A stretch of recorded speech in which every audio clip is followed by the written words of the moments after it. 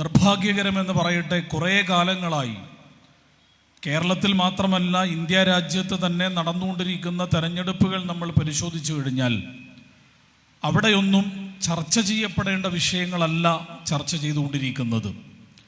അതെല്ലാം മാറ്റിവെച്ചുകൊണ്ട് ചർച്ചകളെ തന്നെ അട്ടിമറിക്കുക എന്നത് വളരെ ബോധപൂർവം തന്നെ തെരഞ്ഞെടുപ്പ് വേളകളിൽ നടപ്പിലാക്കിക്കൊണ്ടിരിക്കുന്നത് കുറേ കാലങ്ങളായി നമ്മുടെ രാജ്യത്ത് നമ്മൾ കണ്ടുകൊണ്ടിരിക്കുന്ന കാര്യമാണ്.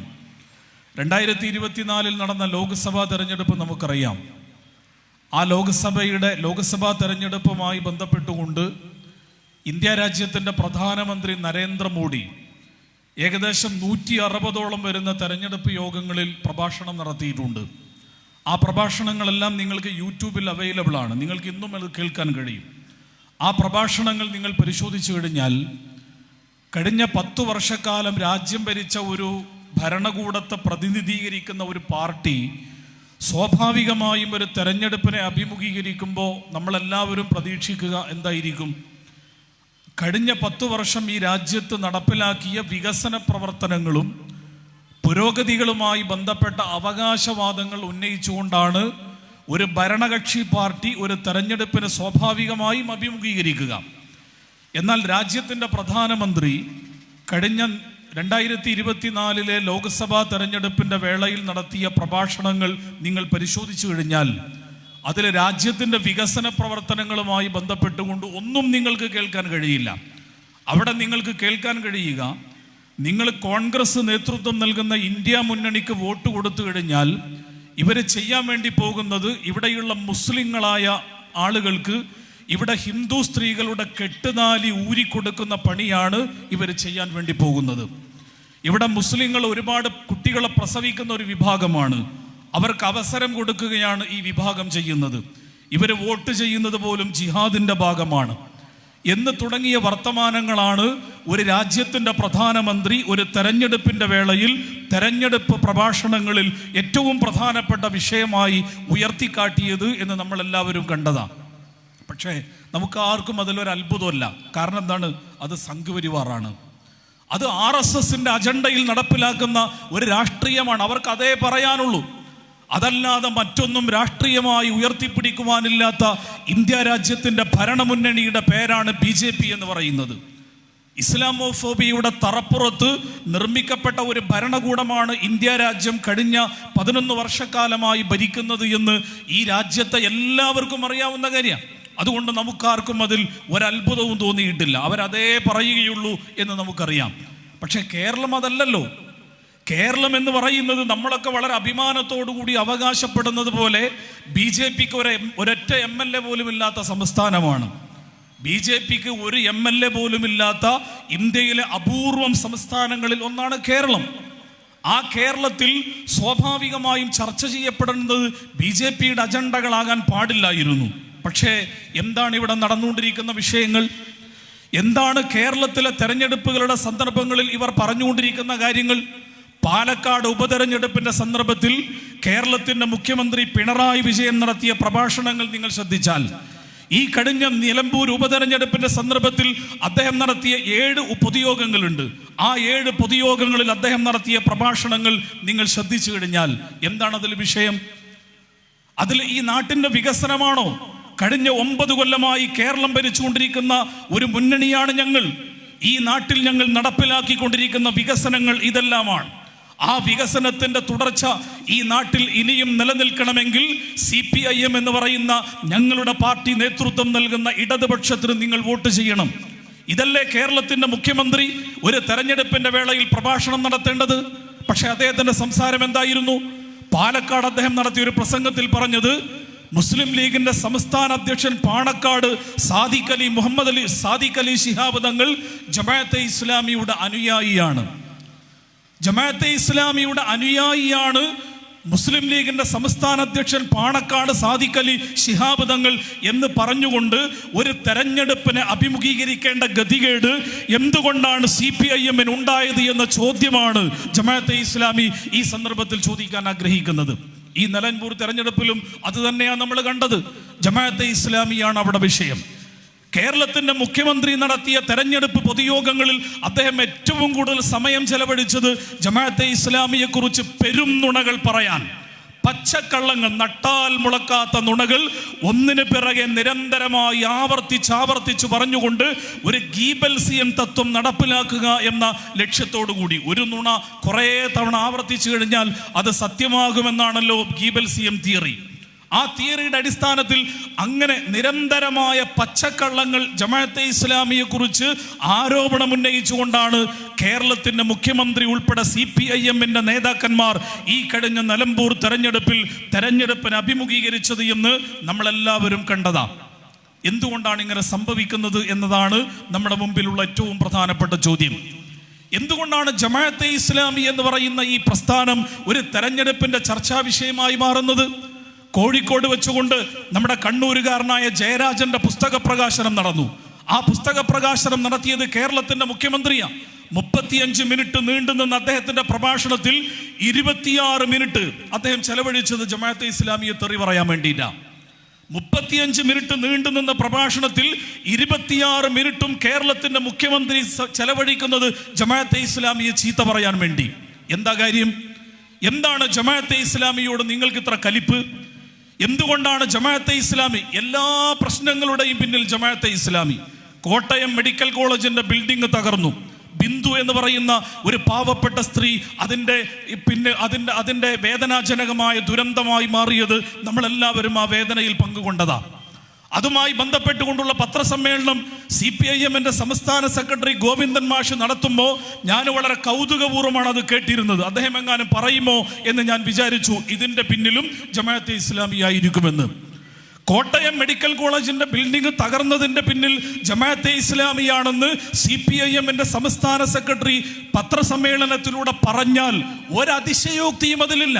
അങ്ങനെയും പറയാൻ സാധ്യതയുണ്ട് എന്ന് കൃത്യമായി പറയാൻ കഴിയുമാറ് എല്ലാത്തിൻ്റെയും പിന്നിൽ ജമാഅത്തെ ഇസ്ലാമി.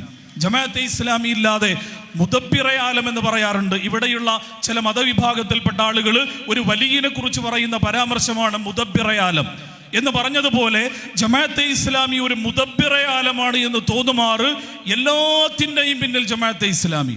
ജമാഅത്തെ ഇസ്ലാമി ഇല്ലാതെ ഈ നാട്ടിൽ ഒരു ഇലയനക്കം പോലും സംഭവിക്കുകയില്ല. ജമാഅത്തെ ഇസ്ലാമി ഇല്ലെങ്കിൽ ഈ നാട്ടിൽ ഒന്നും സംഭവിക്കുകയില്ല. എല്ലാത്തിൻ്റെയും പിന്നിൽ ജമാഅത്തെ ഇസ്ലാമിയാണ്. എത്രത്തോളം എന്ന് ചോദിച്ചു കഴിഞ്ഞാൽ ഇവിടെ നടന്നുകൊണ്ടിരിക്കുന്ന തെരഞ്ഞെടുപ്പുകളുമായി ബന്ധപ്പെട്ടുകൊണ്ട് പാലക്കാട് ഉപതെരഞ്ഞെടുപ്പിൽ UDF-ന്റെ സ്ഥാനാർത്ഥി ചരിത്രത്തിലില്ലാത്ത ഭൂരിപക്ഷത്തിന് വിജയിച്ചപ്പോൾ ഗോവിന്ദൻ മാഷ് പത്രസമ്മേളനം നടത്തി പറഞ്ഞു അതിന്റെ പിന്നിൽ ജമാഅത്തെ ഇസ്ലാമിയാണ്.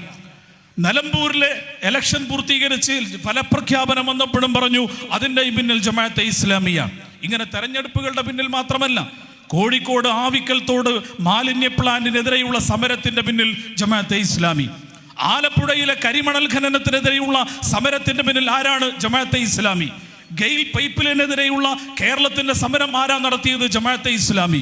കേരയിൽ പദ്ധതിക്കെതിരെ കേരളത്തിലുള്ള മുഴുവൻ മനുഷ്യന്മാരും രംഗത്ത് വന്നപ്പോൾ അതിന്റെ പിന്നിൽ ആരാ? ജമാഅത്തെ ഇസ്ലാമി. ജമാഅത്തെ ഇസ്ലാമി ഇല്ലാത്ത വല്ല സംഗതിയുണ്ടോ? തിരുവനന്തപുരം സൂവിൽ നിന്ന് ഒരു സിംഹവാലൻ കുരങ്ങ് പുറത്തു ചാടിയപ്പോൾ അതിന്റെ പിന്നിലും ജമാഅത്തെ ഇസ്ലാമിയാണ് എന്ന് പറയുമാറ് എല്ലാത്തിൻ്റെയും പിന്നിൽ ജമാഅത്തെ ഇസ്ലാമിയാണ് എന്ന സ്വഭാവത്തിലുള്ള പ്രചരണങ്ങൾ വളരെ ആസൂത്രിതമായി എന്തുകൊണ്ടാണ് ഇവർ അഴിച്ചുവിടുന്നത് എന്ന് ഈ സന്ദർഭത്തിൽ നമ്മൾ വളരെ ഗൗരവത്തിൽ ആലോചിക്കേണ്ട കാര്യമാണ്. എന്താണ് കാരണം?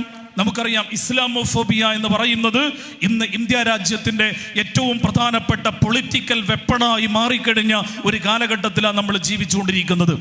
സംഘപരിവാർ അത് ഈ പറയുന്ന ഇസ്ലാമോഫോബിയ എന്ന് പറയുന്നതിന് വളരെ കൃത്യമായി കാലങ്ങളായി ഉപയോഗിച്ചുകൊണ്ടിരിക്കുന്നുണ്ട്.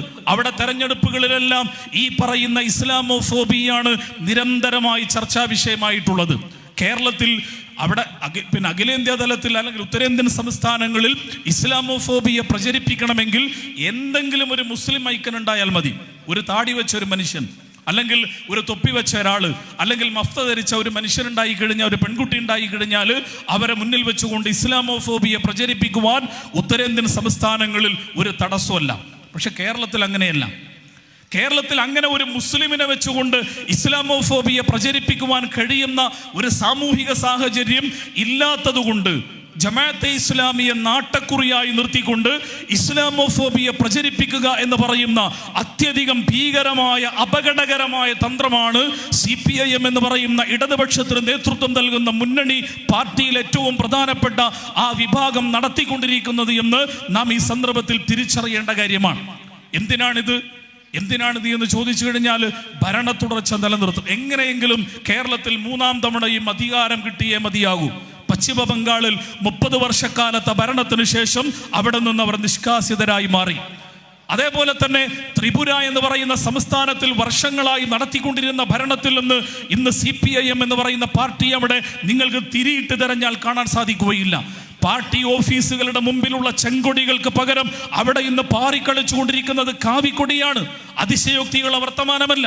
CPIM-ന്റെ പശ്ചിമ ബംഗാളിലെയും ത്രിപുരയിലെയും ഓഫീസുകളിൽ നിങ്ങൾ പോയി കഴിഞ്ഞാൽ ആ ഓഫീസിനകത്ത് തൂക്കിയിട്ടിരുന്ന കാൾ മാർക്സിന്റെയും എംഗൽസിന്റെയും ലെനിനിന്റെയും അതേപോലെ തന്നെ EMS-ന്റെയും സുർജിത്തിന്റെയും ഒക്കെ ഫോട്ടോകൾക്ക് പകരം ഇന്ന് പാർട്ടി ഓഫീസുകൾക്കകത്ത് തൂങ്ങിക്കൊണ്ടിരിക്കുന്നത് ഹെഗ്ഡേവാറിന്റെയും ഗോൾവാൾക്കറിന്റെയും മുൻജയുടെയും നരേന്ദ്രമോദിയുടെയും അമിത്ഷായിന്റെയും അതേപോലെ തന്നെ മോഹൻ ഭഗവത്തിന്റെയും ഒക്കെ ഫോട്ടോകളാണ് എന്ന് പറഞ്ഞാൽ അത് അക്ഷരാർത്ഥത്തിൽ ശരിയല്ല എന്ന് പറയാൻ ഒരു ന്യായവുമില്ലാത്ത വിധം യാഥാർത്ഥ്യമാണെന്ന് എല്ലാവർക്കും കൃത്യമായിട്ട് മനസ്സിലാക്കാൻ കഴിയും. ആ അർത്ഥത്തിൽ ഈ സംസ്ഥാനങ്ങളിലെല്ലാം അവരുടെ ഏറ്റവും പ്രധാനപ്പെട്ട ചോദ്യം ചെയ്യപ്പെടാത്ത അധികാര കേന്ദ്രങ്ങളായി വർഷങ്ങളോളം നിലനിന്നിരുന്ന പശ്ചിമ ബംഗാളിലും ത്രിപുരയിലുമൊക്കെ അങ്ങേറ്റത്തെ വലിയ തോതിലുള്ള പ്രതിസന്ധികൾ നേരിട്ടുകൊണ്ടിരിക്കുന്ന ഒരു സന്ദർഭത്തിൽ ആകപ്പാടെയുള്ള ഒരു കച്ചിത്തുരുമ്പ് എന്ന് പറയുന്നത് കേരളം മാത്രമാണ്.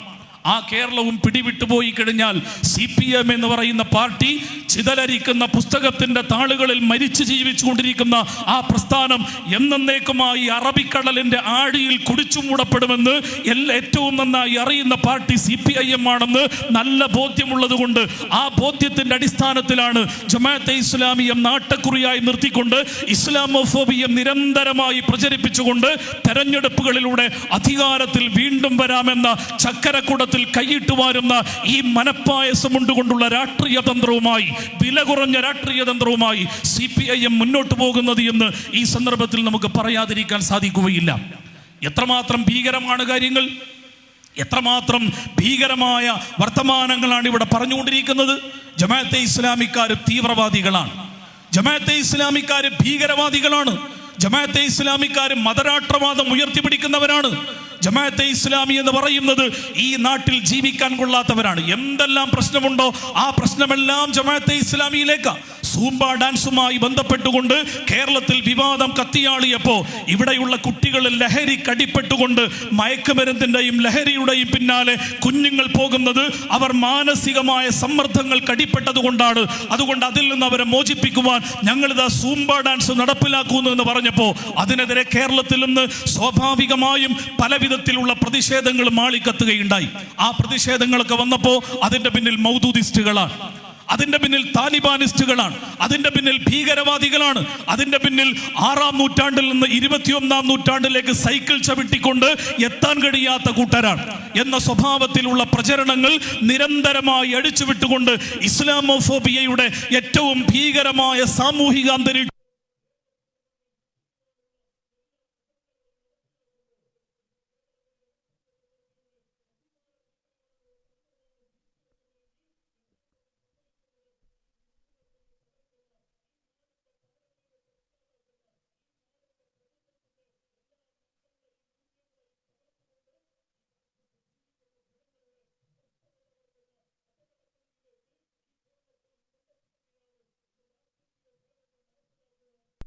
കഴിയുന്നില്ല എന്നതാണ് നാം മനസ്സിലാക്കുന്ന ഏറ്റവും പ്രധാനപ്പെട്ട കാര്യം.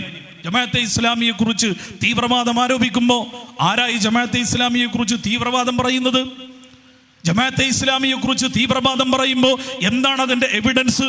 ഈ ചോദ്യങ്ങൾക്കൊന്നും ഉത്തരമല്ല. ഇവര് തീവ്രവാദികളാണ്, കാരണം അവരങ്ങനെയാണ്. അതിനപ്പുറം എന്താണ് അതിന്റെ തെളിവുകൾ എന്ന് ഉന്നയിക്കുവാൻ ഈ പറയുന്ന കൂട്ടരിൽ ആരെങ്കിലും ഒരാൾ തയ്യാറാവണ്ടേ? അല്ലെങ്കിൽ ഇങ്ങനെ ഇവര് ഭീകരവാദികളാണ്, തീവ്രവാദികളാണ് എന്ന ഈ വാദങ്ങൾ നിരന്തരമായി ഉന്നയിക്കുമ്പോൾ ഉന്നയിക്കുന്നവരുടെ മുഖത്ത് നോക്കി ചോദ്യം ചോദിക്കേണ്ട, എന്താണ് ഇവരുടെ തീവ്രവാദം? ജമാഅത്തെ ഇസ്ലാമി എന്ന് പറയുന്നത് ഈ രാജ്യത്ത് കഴിഞ്ഞ 75 വർഷക്കാലമായി വളരെ കൃത്യമായ പ്രവർത്തനങ്ങൾ നിർവഹിച്ചുകൊണ്ട് ഈ രാജ്യത്തിന്റെ പൊതുമണ്ഡലത്തിൽ സജീവമായി നിലനിൽക്കുന്ന പ്രസ്ഥാനമാണ്. ജമാഅത്തെ ഇസ്ലാമി ഓട് പൊളിച്ചുകൊണ്ട് ഇന്ത്യ രാജ്യത്തേക്ക് ഇറങ്ങി വന്ന ഒരു പാർട്ടിയുടെ പേരല്ല. ജമാഅത്തെ ഇസ്ലാമി പലരും വന്നതുപോലെ തലയിൽ മുണ്ടിട്ടുകൊണ്ടല്ല ഇന്ത്യ രാജ്യത്ത് അതിന്റെ പ്രവർത്തനങ്ങൾ ആരംഭിച്ചത്. മറിച്ച് വളരെ കൃത്യമായ പ്രവർത്തന രീതി മുന്നിൽ വെച്ചുകൊണ്ട് കൃത്യമായ ഭരണഘടന അടിസ്ഥാനത്തിൽ കൃത്യമായ നയനിലപാടുകൾ ഉയർത്തിപ്പിടിച്ചുകൊണ്ട് ഈ രാജ്യത്ത് കഴിഞ്ഞ 75 വർഷക്കാലമായി ജമാഅത്തെ ഇസ്ലാമി പ്രവർത്തിക്കുമ്പോൾ, ഞാനത് കണ്ണൂരിൽ നിന്നുകൊണ്ടാണ് പ്രഭാഷണം നടത്തുന്നത്. ഈ കണ്ണൂരിൽ ജമാഅത്തെ ഇസ്ലാമിയുടെ പ്രവർത്തകരുണ്ട് എന്ന് ഈ നാട്ടിലുള്ളവർക്കറിയാം. ജമാഅത്തെ ഇസ്ലാമി നടത്തുന്ന സ്ഥാപനങ്ങൾ എവിടെയുണ്ട്? ജമാഅത്തെ ഇസ്ലാമിയുമായി ബന്ധപ്പെട്ടുകൊണ്ട് പല പ്രവർത്തനങ്ങളും നടത്തുമ്പോൾ അതിന്റെ സ്റ്റേക്ക് ഹോൾഡേഴ്സായ എത്രയോ ആളുകൾ എൻ്റെ ഈ പ്രഭാഷണം കേൾക്കുന്നവരുടെ കൂട്ടത്തിലുണ്ടെന്ന് എനിക്ക് നന്നായിട്ടറിയാം. ജമാഅത്തെ ഇസ്ലാമിയെ കുറിച്ച് തീവ്രവാദം പറയുമ്പോൾ, ജമാഅത്തെ ഇസ്ലാമിക്കാര് ഭീകരവാദികളാണെന്ന് പറയുമ്പോൾ, എന്താണ് ഈ തീവ്രവാദം, എന്താണ് ഈ ഭീകരവാദം, എന്താണ് അതിന്റെ എവിഡൻസ്, എന്ത് തെളിവാണ് അവർക്കുള്ളത്, എന്ത് ഭീകരവാദ പ്രവർത്തനങ്ങളിലാണ് ജമാഅത്തെ ഇസ്ലാമിയുടെ പ്രവർത്തകർ ഏർപ്പെട്ടിട്ടുള്ളത് എന്ന ചോദ്യത്തിന് ഒരു ഉത്തരവുമില്ല. ഉത്തരമില്ലാത്ത എന്തുകൊണ്ടാ? ജമാഅത്തെ ഇസ്ലാമിയുടെ മിടുക്കൊണ്ടൊന്നുമല്ല, ജമാഅത്തെ ഇസ്ലാമി അങ്ങനെ ചെയ്യാത്തത് കൊണ്ടാ. ജമാഅത്തെ ഇസ്ലാമിക്ക് രാഷ്ട്രീയ പിടിപാടുള്ളത് കൊണ്ട്, അവര് ചെയ്തതിനെ മറച്ചു വെച്ചുകൊണ്ട് ആളുകളെ കബളിപ്പിക്കുന്നത് കൊണ്ടല്ല. മറിച്ച് ഇസ്ലാമിക പ്രസ്ഥാനത്തിന്റെ കഴിഞ്ഞകാല ട്രാക്ക് റെക്കോർഡ്സിൽ അങ്ങനെ തീവ്രവാദത്തിന്റെയും ഭീകരവാദത്തിന്റെയും ഒരു ഇലയനക്കം പോലും ചൂണ്ടിക്കാണിക്കുവാൻ ഈ രാജ്യത്ത് ഒരു സംവിധാനത്തിനും കഴിയില്ല. അത് ഇസ്ലാമിക പ്രസ്ഥാനത്തിന്റെ ആർജവമുള്ള അഭിമാനമുള്ള പ്രഖ്യാപനമാണ്. ഇങ്ങനെ പറയുവാൻ ജമാഅത്തെ ഇസ്ലാമിയെ കുറിച്ച് തീവ്രവാദവും ഭീകരവാദവും പറയുന്ന ആളുകൾക്ക് പറയാൻ പറ്റുമോ?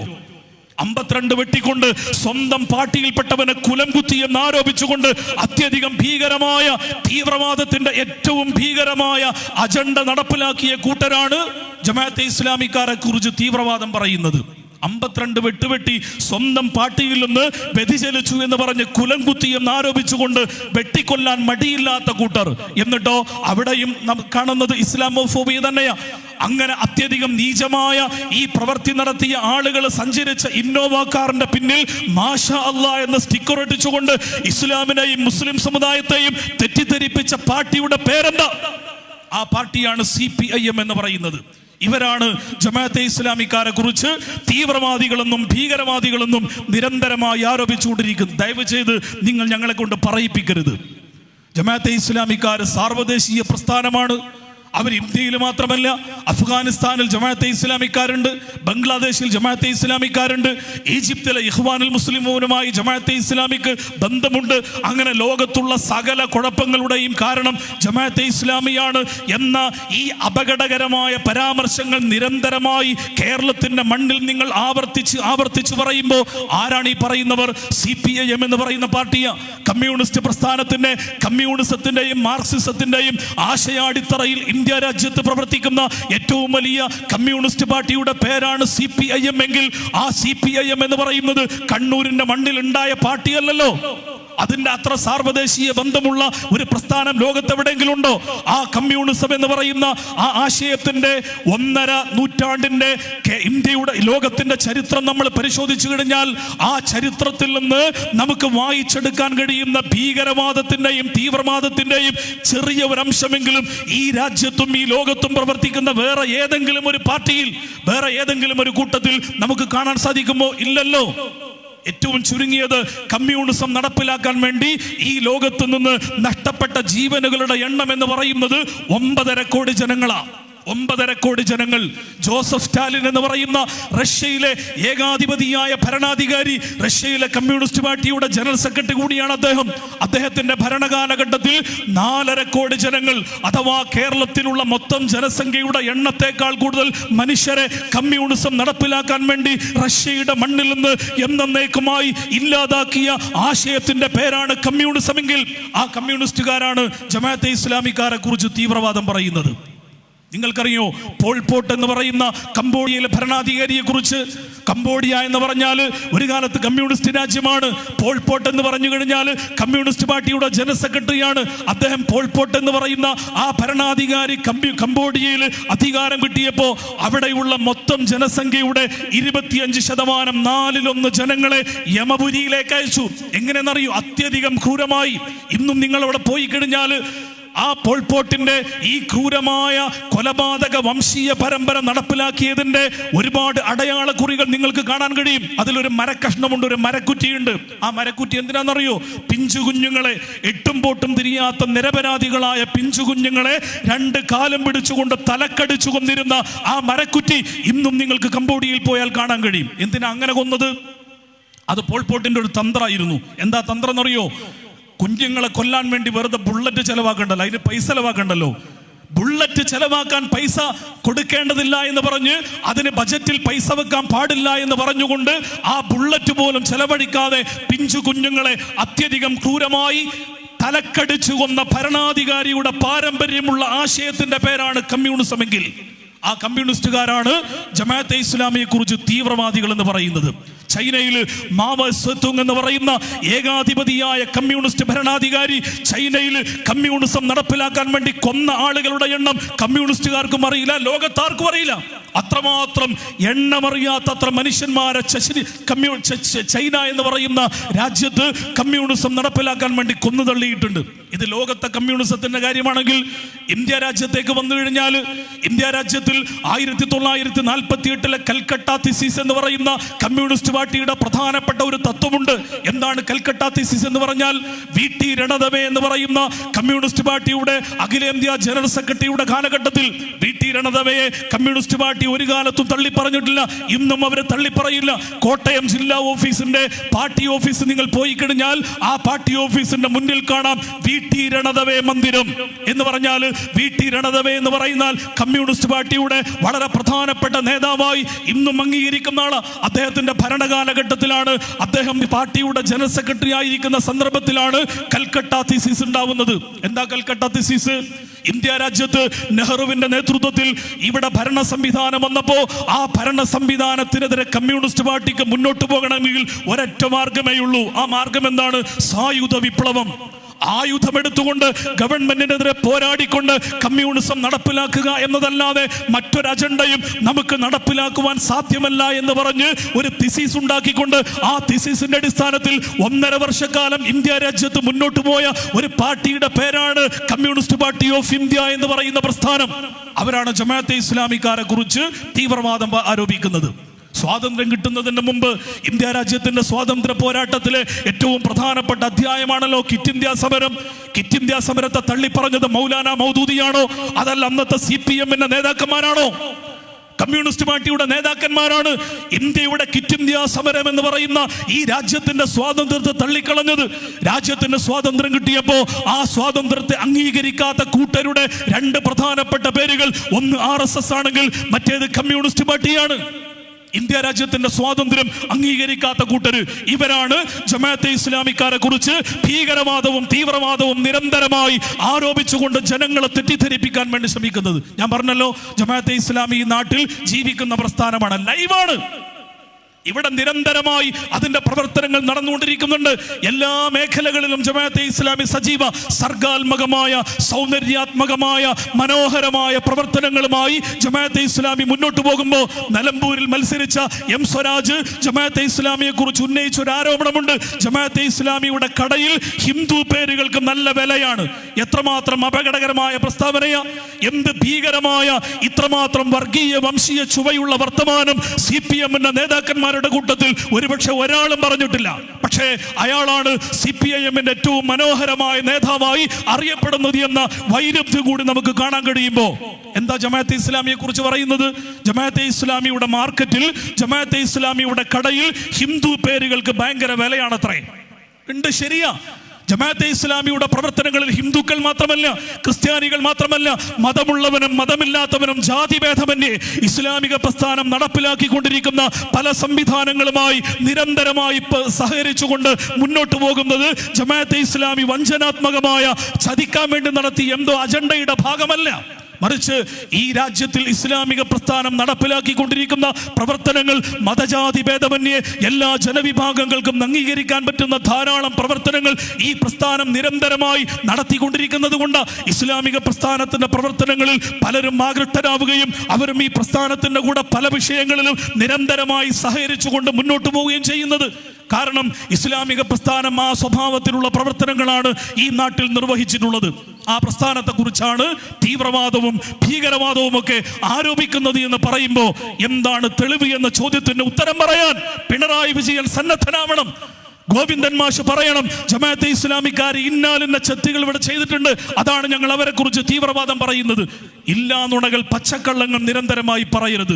പെഹൽഗാമിൽ ജമാഅത്തെ ഇസ്ലാമി ഭീകരവാദികൾ അക്രമം നടത്തിയപ്പോൾ ജമാഅത്തെ ഇസ്ലാമിക്കാർ അപലപിച്ചിട്ടില്ല പോലും. എന്തെല്ലാം പറയുന്നത്, എത്രമാത്രം പച്ചക്കള്ളമാണ്.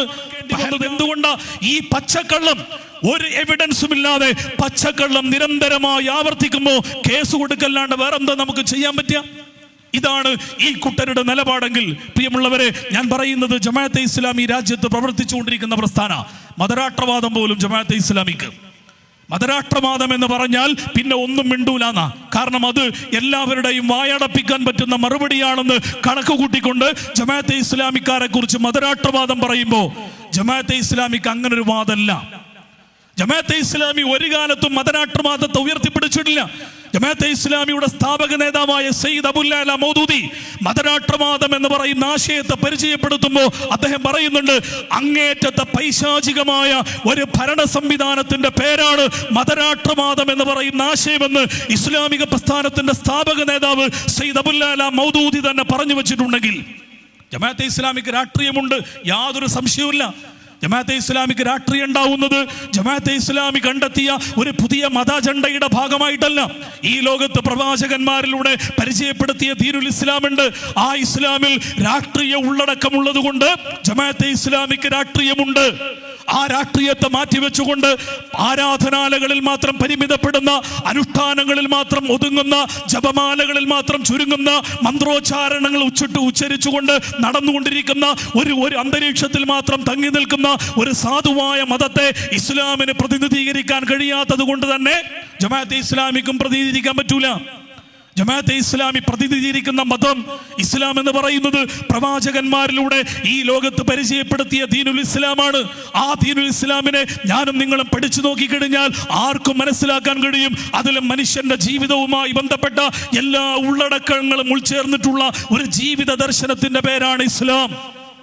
അതിനകത്ത് സാമൂഹ്യ ജീവിതമുണ്ട്, അതിനകത്ത് സാമ്പത്തികമുണ്ട്, അതിനകത്ത് കുടുംബമുണ്ട്, അതിനകത്ത് നാഗരികതയുണ്ട്, അതിനകത്ത് സംസ്കാരമുണ്ട്, അതിനകത്ത് വിദ്യാഭ്യാസമുണ്ട്, അതിനകത്ത് ഭരണമുണ്ട്, അതിനകത്ത് രാഷ്ട്രീയമുണ്ട്, അതിനകത്ത് നിയമനിർമ്മാണമുണ്ട്, അതിനകത്ത് ഒരു ഭരണ സംവിധാനത്തെ മുന്നോട്ട് പോകാനുള്ള പാർലമെന്റ് സംവിധാനമുണ്ട്, എല്ലാമുണ്ട്.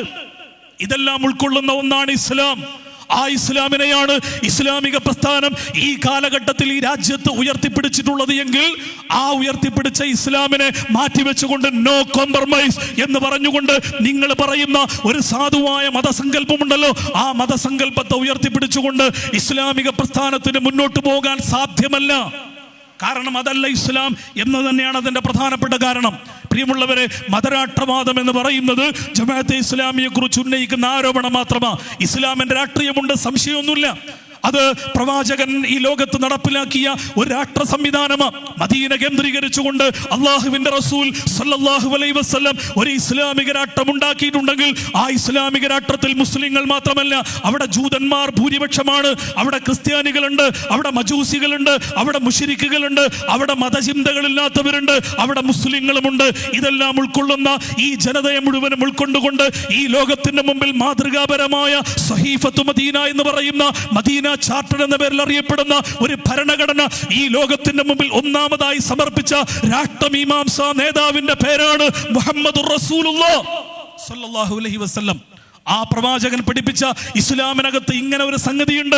പക്ഷേ ആ ഇസ്ലാം എന്ന് പറയുന്നത് സാമുദായികതയല്ല.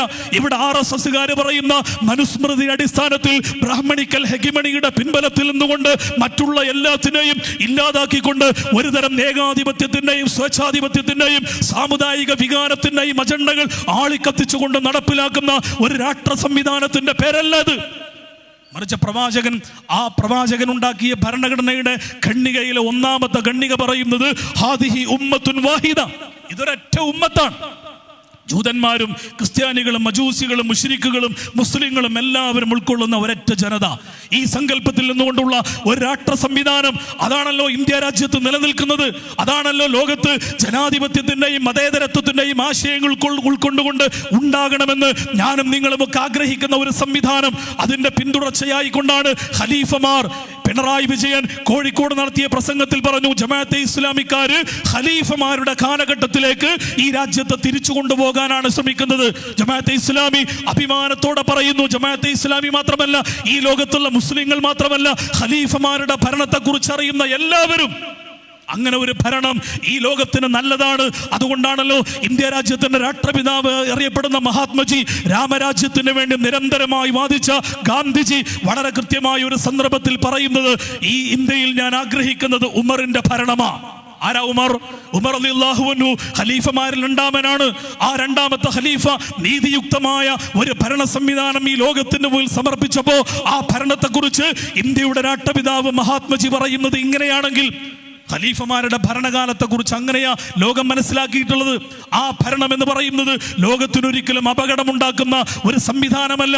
അങ്ങനെ ഒരു രാഷ്ട്രം സ്ഥാപിക്കുക എന്നതല്ല ജമാഅത്തെ ഇസ്ലാമി ഉദ്ദേശിക്കുന്നത്. മറിച്ച് ഈ രാജ്യത്ത് ജനങ്ങൾ മാനസികമായി അവരുടെ മനസ്സിനകത്ത് യഥാർത്ഥ മൂല്യങ്ങളും മനുഷ്യ ജീവിതവുമായി ബന്ധപ്പെട്ട ബോധ്യങ്ങളും മൊറാലിറ്റിയും എത്തിക്സും വാല്യൂസും ഒക്കെ എങ്ങനെയാണ് മനസ്സിലാക്കി കൊടുക്കേണ്ടത്. അങ്ങനെ ആളുകൾ കാര്യങ്ങൾ മനസ്സിലാക്കി യഥാർത്ഥത്തിൽ ഒരു സമൂഹത്തിൽ ഉണ്ടാകേണ്ട ധാർമ്മികതയുടെയും സദാചാരത്തിന്റെയും നീതിയുടെയും എന്തെല്ലാം മൂല്യങ്ങളുണ്ടോ ആ മൂല്യങ്ങൾക്ക് വേണ്ടി ഈ രാജ്യത്തിന്റെ ജനാധിപത്യ സംവിധാനത്തിനകത്ത് നിന്നുകൊണ്ട് ഇസ്ലാമിക പ്രസ്ഥാനം പ്രവർത്തിക്കുമ്പോഴാണ് ഈ മതരാഷ്ട്രവാദം എന്ന ഇല്ലാക്കഥ ജമാഅത്തെ ഇസ്ലാമിയെ കുറിച്ച് ഉന്നയിച്ചുകൊണ്ട് അതിന്റെ വായടക്കാൻ വേണ്ടി ശ്രമിക്കുന്നത്. ഞാൻ അവസാനിപ്പിക്കുകയാണ്, സമയം കഴിഞ്ഞിരിക്കുന്നു. ഞാൻ അവസാനിപ്പിച്ചുകൊണ്ട് പറയുന്നത്, ജമാഅത്തെ ഇസ്ലാമിയെ കുറിച്ച് നിങ്ങൾ പഠിക്കേണ്ടത് ഗോവിന്ദൻ മാഷിന്റെ പ്രഭാഷണത്തിൽ നിന്നല്ല, പിണറായി വിജയൻ പറയുന്ന പച്ചക്കള്ളത്തിൽ നിന്നല്ല. ഇവിടെ ഇടതുപക്ഷത്തിന്റെ വക്താക്കള് നമ്മുടെ നാട് നീളെ പ്രസംഗിച്ച് നടക്കുന്ന ഇല്ലാ കഥകളിൽ നിന്നല്ല. മറിച്ച് ജമാഅത്തെ ഇസ്ലാമിയെ നിങ്ങൾ പഠിക്കേണ്ടത് അതിന്റെ സോഴ്സുകളിൽ നിന്നായിരിക്കണം. അതിന്റെ പ്രഭാഷണങ്ങളിലൂടെ, അതിന്റെ രചനകളിലൂടെ, അതിന്റെ സംവിധാനങ്ങളിലൂടെ ഈ പ്രസ്ഥാനത്തെ നിങ്ങൾ പഠിക്കുകയും മനസ്സിലാക്കുകയും ചെയ്യണം എന്ന് മാത്രമേ ജമാഅത്തെ ഇസ്ലാമിക്ക് പറയാനുള്ളൂ. ജമാഅത്തെ ഇസ്ലാമിക്ക് ആരോടും വെറുപ്പില്ല, ഒരാളോടും വെറുപ്പില്ല. അങ്ങനെ വെറുപ്പുൽപാദിപ്പിച്ചുകൊണ്ട് രാഷ്ട്രീയ ലാഭം നേടിയെടുക്കണമെന്ന് പലരും ആഗ്രഹിക്കുമ്പോൾ, വെറുപ്പില്ലാത്ത ഒരു ലോകത്തെ സ്വപ്നം കണ്ടുകൊണ്ട് ആ വെറുപ്പില്ലാത്ത ലോകത്തെ നിർമ്മിച്ചെടുക്കുവാൻ വേണ്ടി നിരന്തരമായി പണിയെടുത്തുകൊണ്ടിരിക്കുന്ന പ്രസ്ഥാനത്തിന്റെ പേരാ ജമാഅത്തെ ഇസ്ലാമി. അതുകൊണ്ട് തന്നെ ആരോടും വെറുപ്പില്ലാത്ത പ്രസ്ഥാന ജമാഅത്തെ ഇസ്ലാമി. എന്തുകൊണ്ടാണ് ഇടതുപക്ഷത്തിന് ജമാഅത്തെ ഇസ്ലാമി വോട്ട് ചെയ്യാത്തത്? എന്തുകൊണ്ടാണ് UDF ഇപ്പോൾ വോട്ട് ചെയ്യാൻ തീരുമാനിച്ചത് എന്ന് ചോദിച്ചു കഴിഞ്ഞാൽ അതിനൊരൊറ്റ ഉത്തരവേ ഉള്ളൂ, അത് രാഷ്ട്രീയ കാരണം മാത്രമാണ്.